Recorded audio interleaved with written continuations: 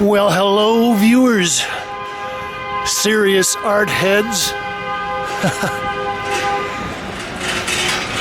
It's your half-assed reporter, James Calm, and we are here on Broome Street. We're gonna run into Canada for a very special program. Well,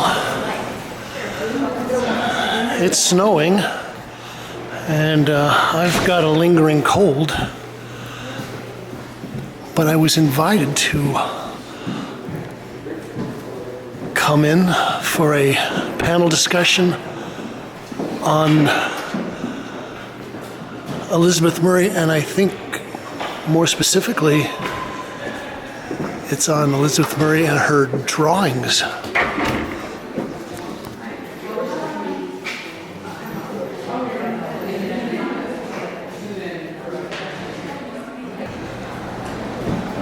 Elizabeth Murray was perhaps one of the most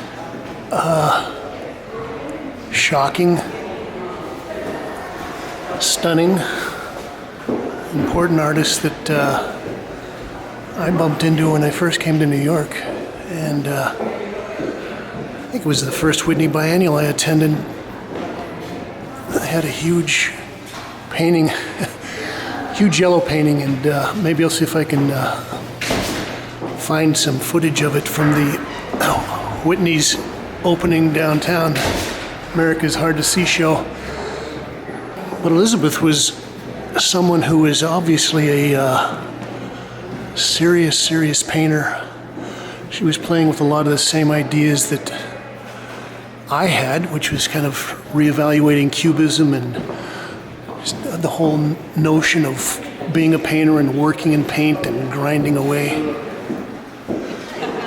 And we're going to make a quick, just a cursory view of the show, which is basically concentrating on her drawings, and I believe it's from 1984 to 2004. And, well, Elizabeth passed away in 2007. And broke a lot of people's hearts. Also, I don't have a list of the titles or dates. I did like this because you can really see that, well, Elizabeth wasn't one of these anal retentive types that had to have a special type of paper, didn't have to have a that's James Calm, please. Didn't have to have one favorite pen or pencil that she worked with. She worked with a lot of things. You can sort of look at some of these drawings and see, gosh, everything from oil pastel, watercolor, ballpoint pens.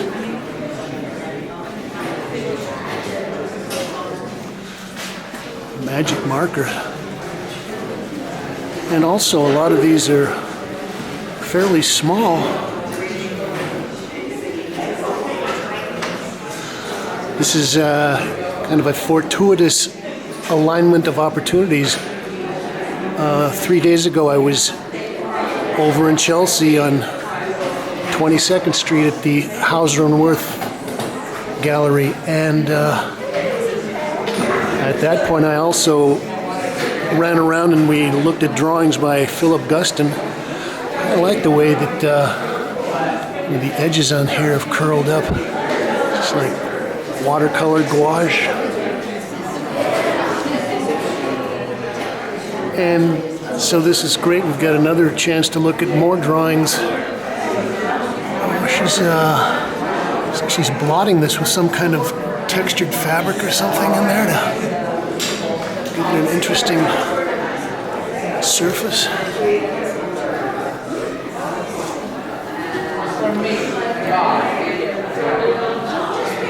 Oh, that's nice. Again, she's really mixing and matching things. She's got, this might even have some etching or something in there. Well, this is just a quick run through. One of the things that I appreciated about Elizabeth's work was her kind of breaking away from the traditional concept of the flat picture plane. And that would probably really infuriate or tweak people like Clement Greenberg to believe that painting had to be flat. This is great. You know, she is a wonderful draftsperson, and there's also a lot of whimsy, a lot of humor in this. And in certain ways, like Philip Guston, she was biting a lot on cartoons. Now, this show was curated by Carol Dunham, Leah's dad, and Dan Nadal.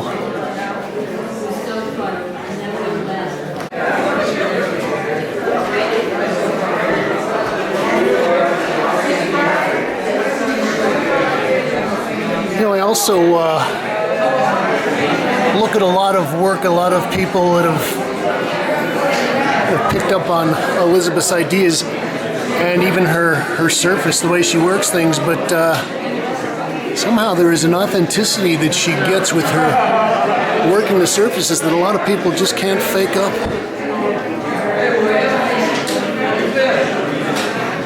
Also, I don't call myself the half-assed reporter for nothing. I just ran out of one battery, so I'm down to only a couple of spares. I hope this doesn't last too long because I might run out of gas halfway through the discussion. Well, I talked to Jason Andrew, and he helped organize the show and is working with her estate now. He said this drawing right here, Study for Leg, is actually the oldest drawing in the show, and that's 1988, I believe. You know, it's also great to see that she's just using notebook pages and pieces of cheap graph paper. Anyway, let's sit down and listen to the discussion. I went to see this film at Film Forum, which I recommend if you haven't seen it, on a double bill with a documentary about Carmen Herrera. But the main feature is a documentary about Elizabeth Murray.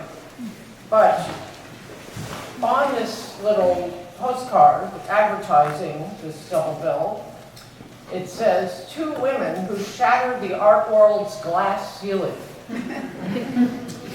And that gave me pause, because I thought, really? I remember in 2005, when Elizabeth had her retrospective at the Museum of Modern Art, and there was a dinner for her on the night that it opened, with the trustees and lenders and friends and family, colleagues. And Glenn Larry, for whom I have a lot of respect, got up and said, and introduced the evening and Elizabeth by saying she was the first grandmother to have a retrospective at the Museum of Modern Art. And people booed. I remember that very clearly. And it was a kind of offensive thing. I don't think anyone has ever introduced a male artist by saying first. The first thing he said was that, you know, the first grandfather or the oldest grandfather or whatever. That line had appeared the weekend before in the New York Sunday Times, which was also in the first paragraph that Elizabeth was a grandmother.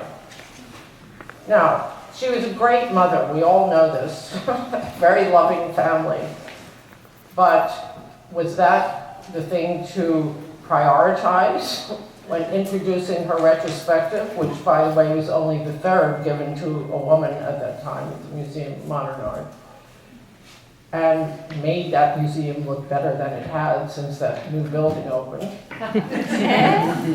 It was 10 years in the making, curated by Rob Storr and Sarah Lewis. Elizabeth was quite sick at the time, but like her paintings, full of exuberance, life, joy, love, and dignity, and humanity, which I think shows up in all of these drawings and all of her paintings and in all of her relationships. So, I would like to start with Deb Cass, who didn't know I was going to start with her.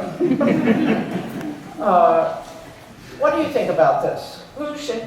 Have we shattered this glass ceiling yet, and did Elizabeth help?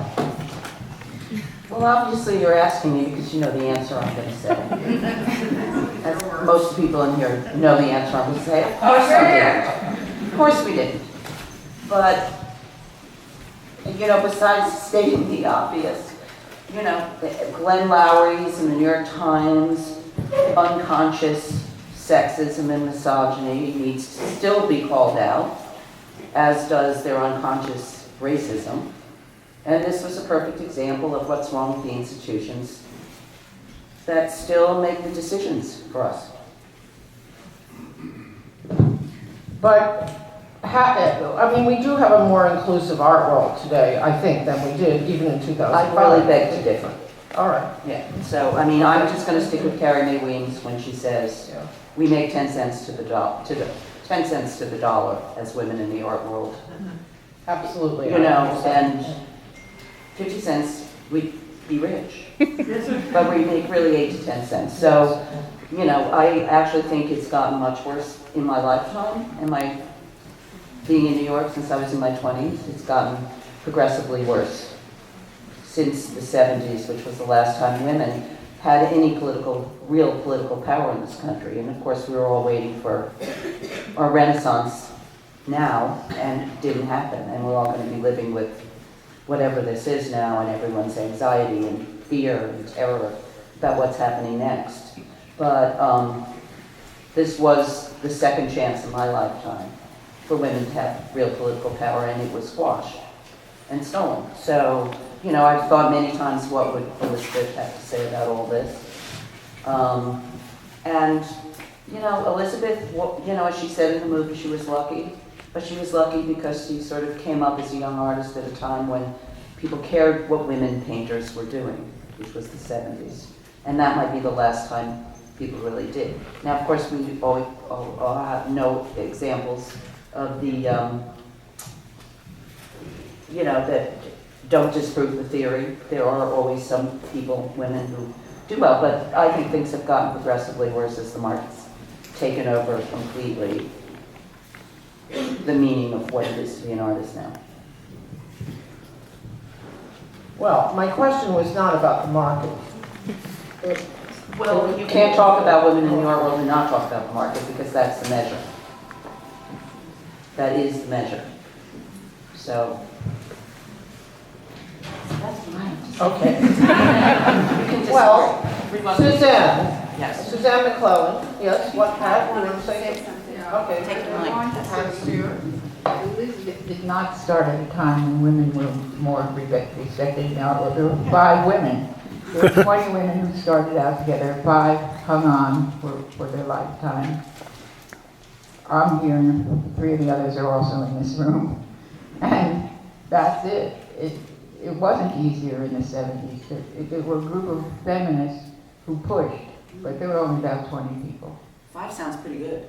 5 are still 5's better voting. than 2. 5 is better than 2. 2 is better than 1. Yeah. 1 is better than none. We're going down. Pat, you have the longest acquaintance with Elizabeth of everyone here sitting at this table. How was her work received when it was first shown in New York? Can It you was tell me received that? well, I think very well. we lived, the female artists and the feminist artists lived together in a small world. So when I say it was received well among us. I don't know how the rest of the world saw it, because Elizabeth wasn't a complainer, and who knows? I thought it was received well, but I don't know how big that world was that received it. You're two entirely different kinds of painters. What did you see in her work, if you can remember, for Fantastic colorist. She was a fantastic colorist. First and foremost, when I saw it at the MoMA again, the early work, I was just amazed how good it was. So that's what I saw first. I think the feminist content came later, probably after the 70s, right in the 80s. In the 70s, she was doing the cut-out canvases, the canvases, they looked like they fit together like a puzzle. So the feminist content was later. Well, there were times when she was compared, I think, as a kind of minor Frank Stella, or a very unfair comparison, because she was making shapes, but with recognizable objects which were deemed like housewife I paintings. think she made shapes before Stella did. I as think well. you're right. So, Yes.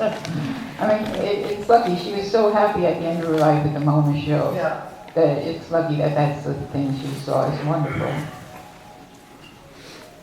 Suzanne, you met Elizabeth at what point? And you were, I mean, she gave you a studio in her, or you took a studio in the building where she had hers, her building.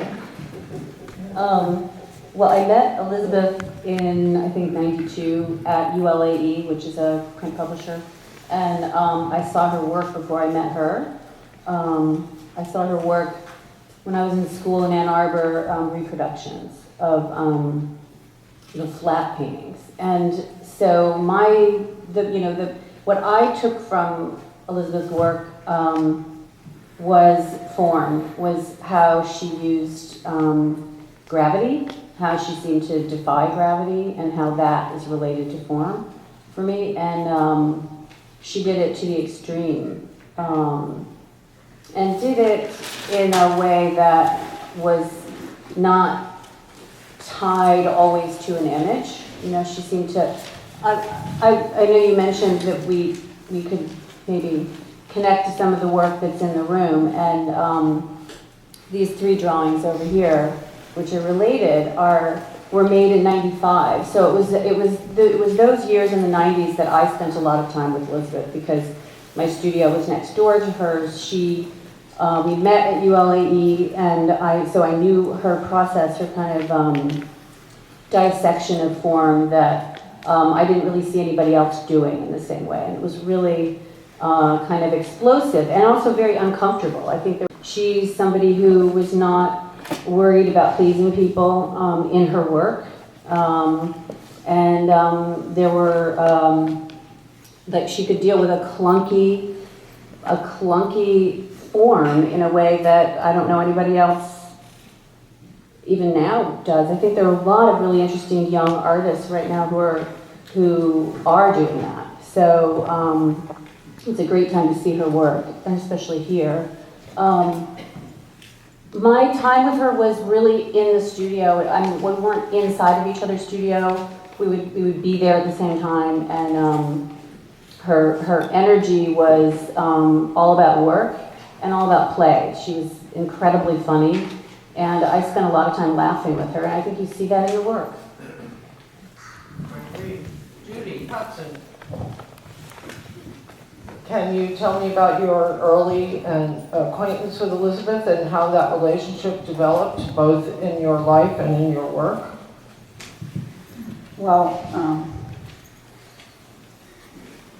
yeah, in terms of the feminist thing, I just don't understand it, quite frankly, because she was a fighter, and she did work that refused to be ignored. I don't really get it. I don't get why people hate Hillary. I don't get it. She was out there fighting like nobody else, and she delivered. So why, I guess, I mean, if you look at it compared to Frank Stella, she maintained the human element in it. Maybe that was her, bad. I thought that as a positive thing. I love her work. For me, it's like a finger in the light socket.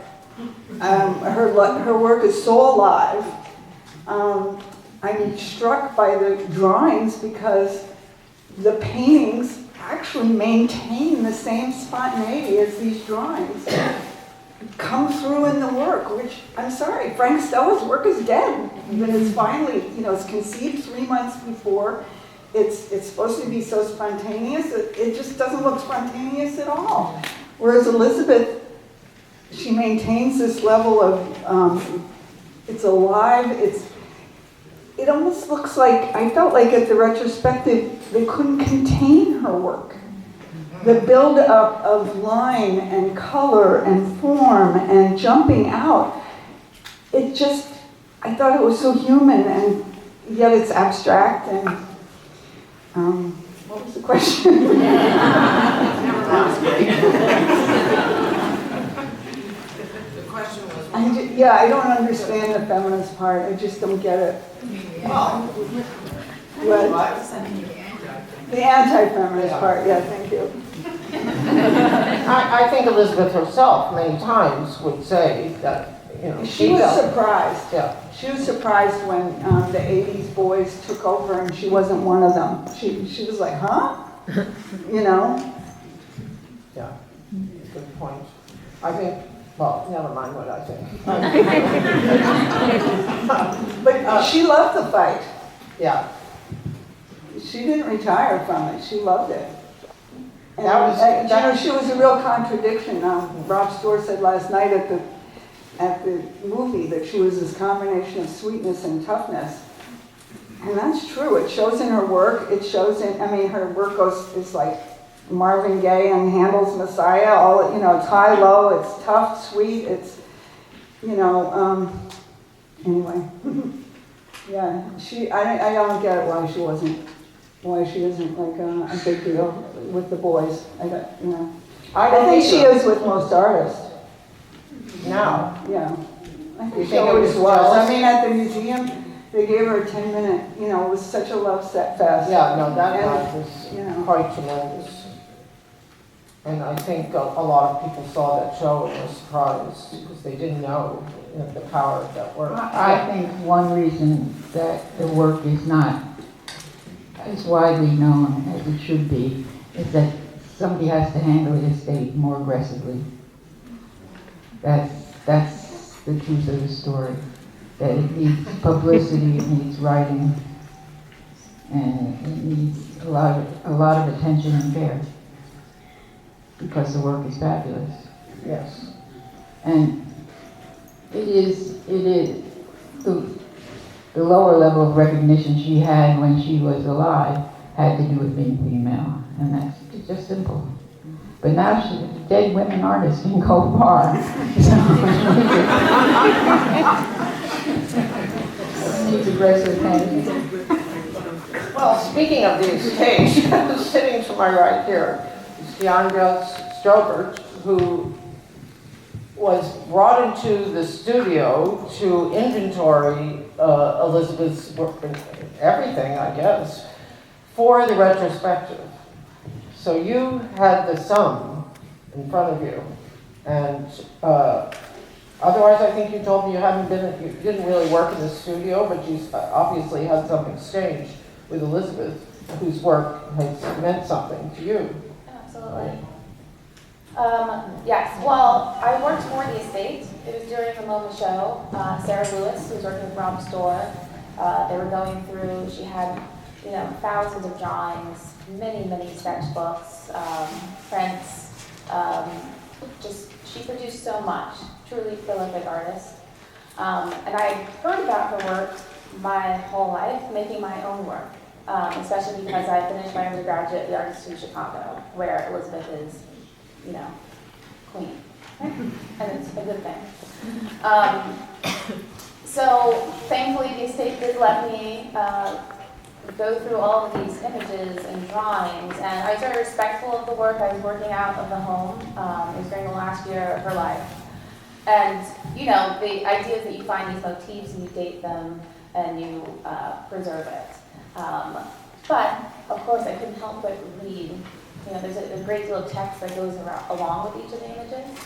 And she was expressing things that artists deal with in a very real, direct way. Anxieties, pressures, desires, and ambition. Incredibly ambitious. And not just for the career, for the acknowledgement, but the work itself is hard to make. Her three-dimensional prints are enormous, physically hard to handle. And, you know, I think it's very important that artists who want to teach get a chance to do that. You know, I have one of my professors here, dead cats. Yeah, I love her at Yale. And I remember at the Art Institute of Chicago, a gentleman who worked for her, I forget his name now, he spoke about her work in our class. And he talked about her diligence and how exacting she was in building the spines for these paintings. Right? So this is early on, before you can afford to pay people to do things for you. You do it yourself. And the way that he spoke about her with this reverence was not gendered, which struck me at the time.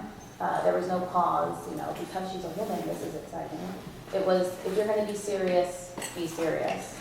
And he was scared of her in the best way, you know, the way that bosses make you step up.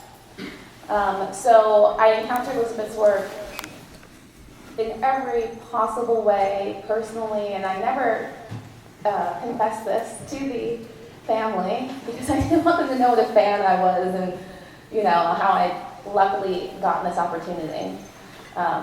But it was tremendous, and it was also tremendous cataloging the work of artists who she loved and loved her. Right? So it was her own just immense productivity, but also, you know, Julie Hudson and Susan McCall, like finding all these pieces also. It was a great experience. I'll come to Evgenia in a second, don't worry. Before we move much farther on, I want to return to this idea that you brought up, Pat, about the way the work is being taken care of. I have to say, personally, that I understood it, but when Elizabeth moved from Paula Cooper Gallery, which is where I first saw her work, to Pace, she says in the film, she wanted to be with the big boys, the ones who didn't accept her, that Deb was referring to, and that was another generation that should have been lionizing her. And the question of the market, I didn't know, it felt like the wrong move to me at the time, and I wasn't so deeply entrenched in the art world then, but it just didn't feel right, even though I understood it. But it does make a difference, especially now that the market is everything, which it doesn't, who knows if it will go back to being about, art can be about art and the issues that it's concerned with, other than money. But there is this question of perception and reputation and how widely work gets disseminated and in what context, and indeed different galleries and curators handle it differently, and influenced today by the collectors of the work who have a lot to say about how the work gets seen and where. So what do we do about this? I mean, I think, Pat, this is an issue that you've had to deal with. You just changed galleries, I think, for the better for the same reason, because your work is being presented in a different context. I think it's different. When you're alive, you can oversee what happens. when you're not here anymore, somebody else has to do it. I don't know if she has a foundation or a trust or how it's set up, but I think the best thing, Bob, would to have a private person work with the gallery because the gallery can't do the whole thing alone because they have 16 or 30 artists. So you can't expect that kind of focused attention from a gallery. You need sort of somebody who makes them do it. Well, we have this show right here, right now, that is a result of the foundation. Am I right about that? I think Jason Andrews should speak up here. Director of the estate. Hi, Jason. Hey, Hey, Jason, push the work. thanks a lot. Thanks for being here, everybody. No, but really, because it's fantastic work, and I'm always very touched by it. And I'm not the only one who's touched by it. And because I'm getting old, I'm thinking about these things for myself. And I happen to be the gallery who has only a few living artists and a lot of estates. So that's good.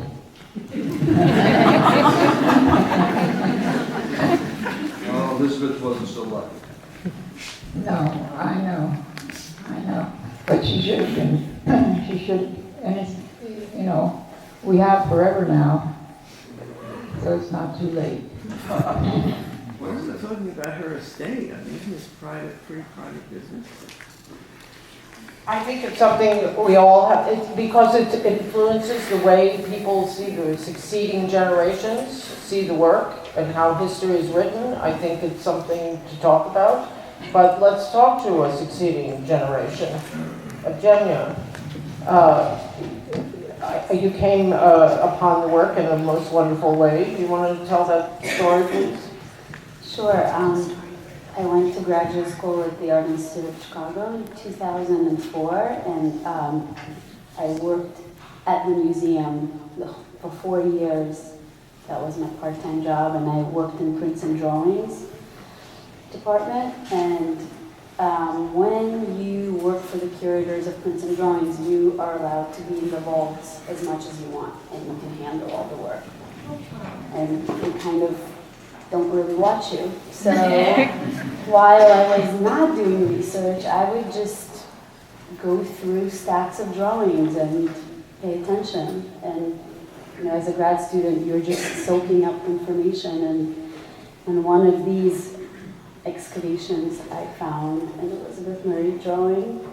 And when I was preparing for this talk, I was thinking of like a phrase that could describe that moment, and I thought of the phrase permission giving. Yes, because as artists, we give ourselves permission, but we also look to others to give us permission. And that drawing, which led me to researching her paintings and so on, I realized that you can have personal content in the work, and I make abstract paintings which are personal, and I make abstract paintings which are intimate, but that work is both intimate and public. Also, that work is arrived at through discovery, which was really exciting for me to see also in the film. And I really, that is how I work in my studio. My work is born in the process, and so was Elizabeth's. And when I think about her work, I think of the urgency and the energy, which is more important than taste, and humor. And in terms of permission giving, I'm speaking of the permission you give yourself in your own studio, but also the permission to live life the way you want. And from the film and from doing readings, I realized also that she was able to achieve so much in life as well as in art, and that's something I'm striving towards. So definitely for my generation of artists, she's extremely important.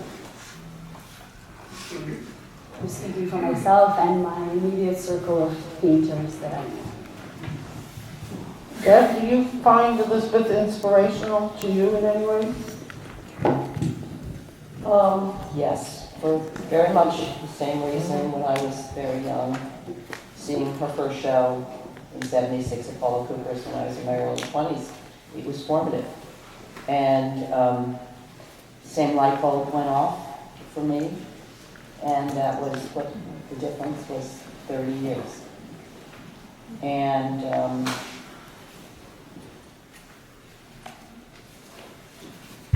I think her toughness continues to be, I thought about her so much with this election and what would Elizabeth have said and what these conversations would have been.